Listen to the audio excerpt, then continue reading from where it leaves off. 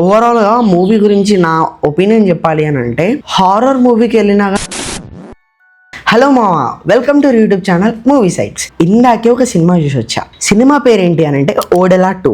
ఈ మూవీకి ఎందుకు వెళ్ళా అంటే, దీని మూవీ ఫస్ట్ పార్ట్ వచ్చి చాలా బాగుంటుంది. లైక్ 1 hour 30 minutes రన్ టైంతోని ఎక్కువసేపు లాగ్ లేకుండా షార్ట్ స్టోరీ లాగా చాలా బాగా తీశారు. అప్పట్లో ఆహాలో రిలీజ్ అయ్యి చాలా బాగా హిట్ అయిందనమాట. సో దానికి సీక్వెల్ లాగా తీసేసి ఓడెలా 2 తీశారు with some devotional and horror elements పెట్టారన్నమాట. సో అందుకే ఎలా ఉంటుంది అన్న ఒక ఎగ్జైట్మెంట్ తోని నేను మూవీకి వెళ్ళా. ఈ మూవీకి నేను వెళ్ళడానికి ఒక మెయిన్ రీజన్ ఏంటి అని అంటే, మన హెబ్బా పటేల్ గారు, తమన్నా గారు. ఎందుకో నన్ను అడగొద్దు, నేను చెప్పాను. సో మూవీ ప్లాట్ ఏంటంటే, యాజ్ యూజువల్ ఫస్ట్ పార్ట్కి కంటిన్యూషన్ లాగానే ఉంటుంది. సారీ ఫర్ మై వాయిస్, గొంతు పోయింది. అండ్ అక్కడ హీరో మన వశిష్ఠ గారిని చంపేసిన తర్వాత అక్కడి నుంచి ఏం జరిగింది అనేది మనకి మూవీ నెక్స్ట్ పార్ట్ అన్నమాట.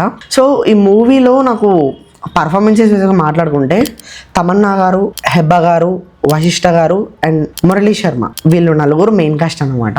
మిగతా వాళ్ళు కూడా వాళ్ళకి ఇచ్చిన స్పేస్లో బాగానే చేశారు. అండ్ మన మెయిన్గా మ్యూజిక్ బై అగ్నిష్ లోక్నాథ్ గారు చాలా బాగా ఇచ్చారు. అంటే ఉన్న స్టోరీలో బెస్ట్ ఇచ్చారు అనిపించింది నాకు. అండ్ మనకి విఎఫ్ఎక్స్ అండ్ విజువల్స్ కూడా కొంచెం ఓకే అన్నట్టు అనిపించాయి.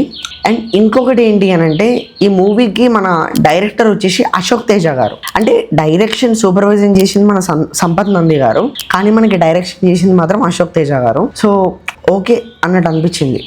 ఓవరాల్గా మూవీ గురించి నా ఒపీనియన్ చెప్పాలి అని అంటే, హారర్ మూవీకి వెళ్ళినా కానీ నేను ఒక్కసారి కూడా భయపడలేదు. ఎందుకంటే రొటీన్ స్టోరీ లాగా, అంటే చనిపోయిండు, దయ్యమైండు, చంపుతున్నాడు, సేమ్ రివెంజ్ డ్రామా లానే అనిపిస్తుంది. సో కాపాడడానికి తమన్నా గారు ఎలా వచ్చారు, ఎలా జరిగింది, ఇదొక పేల్గా అలా వెళ్ళిపోతున్నట్టే అనిపించింది నాకు. ఇట్స్ నాట్ వెరీ ఇంట్రెస్టింగ్ అన్నమాట. కొంచెం ఇంట్రెస్టింగ్గా రాస్తే బాగుండు అని అనిపించింది.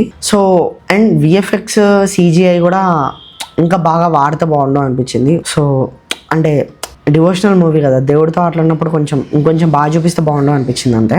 అండ్ మనకి ఇంతే, ఇక నెగిటివ్స్ పాజిటివ్స్ అని ఇంతేం కాదులే, కానీ it's a OTT watch. First movie అయితే మీరు ఎలా అయితే OTTలో చూసారో, ఇది కూడా మీరు OTTలో చూడండి.